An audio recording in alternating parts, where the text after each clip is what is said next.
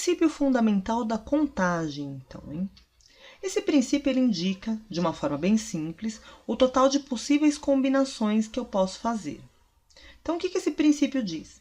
Que se um evento ele for composto por duas ou mais etapas independentes, o número de combinações ele vai ser determinado pela multiplicação entre as possibilidades do conjunto. O exemplo que nós colocamos aqui é de um restaurante. Então, qual é a quantidade de pratos diferentes que eu posso combinar se eu tiver 3 entradas, 2 pratos principais e 2 bebidas? Vamos pensar num combo, então, né?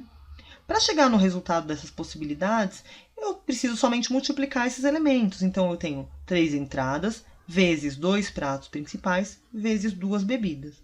Isso vai me dar 12 combinações diferentes, são possíveis com essas opções. Só que eu também posso resolver essa questão através de uma árvore de possibilidade ou árvore de decisão. Essa árvore de decisão, gente, ela é um mapa dos possíveis resultados que eu posso obter.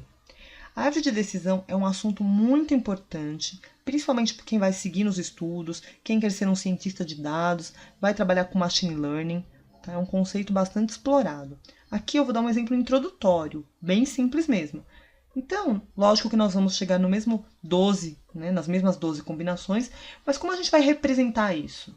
Então, eu tenho uma entrada, dessa entrada eu posso escolher 2 pratos principais, e de cada prato principal que eu optar, eu ainda tenho 2 opções de sobremesas.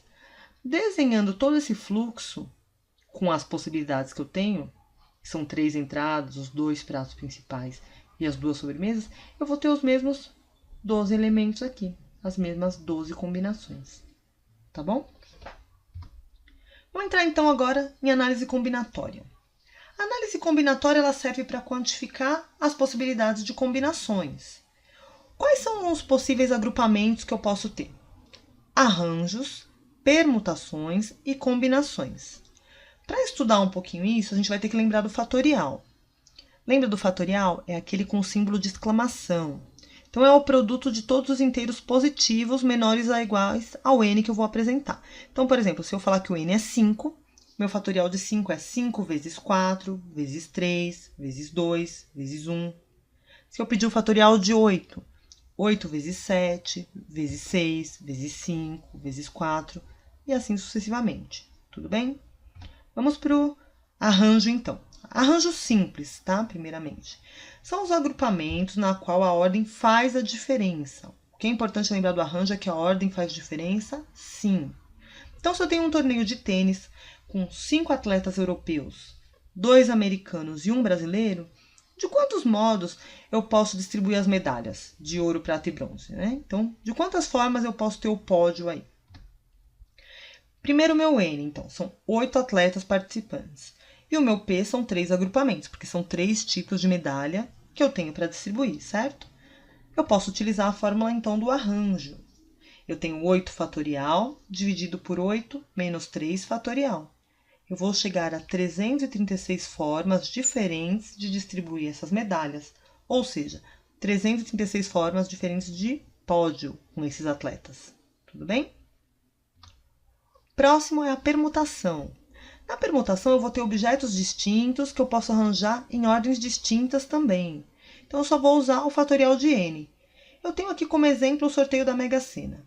Se foram sorteados os números 4, 10, 26, 37, 47 e 57, de quantas maneiras distintas pode ter ocorrido essa sequência? Então, não necessariamente se sorteou nessa ordem. Pode ter saído primeiro 47, ou primeiro 26, ou primeiro 57, certo? Então, de quantas formas eu posso ordenar esses números?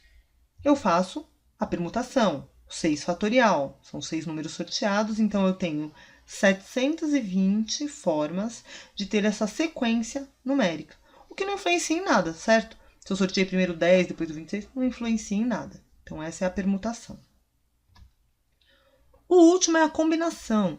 Então, a combinação, você tem o arranjo dos números, o agrupamento dos números, de forma que a ordem não vai interferir. Então, no arranjo ela interferia, na combinação ela não vai interferir. O exemplo que eu tenho aqui é uma classe com 30 alunos e o coordenador quer formar grupo com 3 alunos para realizar um intercâmbio. quantas possíveis equipes ele pode formar. Então, tanto faz se ele sortear numa equipe a Maria, o José e o João, ou se ele colocar João, José e Maria. Tanto faz a ordem dos alunos, certo? Vai ser a mesma equipe. Eu posso usar a fórmula da combinação nesse caso. Então, eu tenho os 30 alunos, grupos de 3 eu quero formar, eu uso a fórmula 30 fatorial dividido por 3 fatorial vezes 30 menos 3 fatorial. Eu vou ter, então, 4.060 possíveis equipes que eu posso formar com esses 30 alunos. Tudo bem? Próximo assunto é o Teorema de Bayes. Nós vamos entrar no próximo vídeo. Muito obrigada!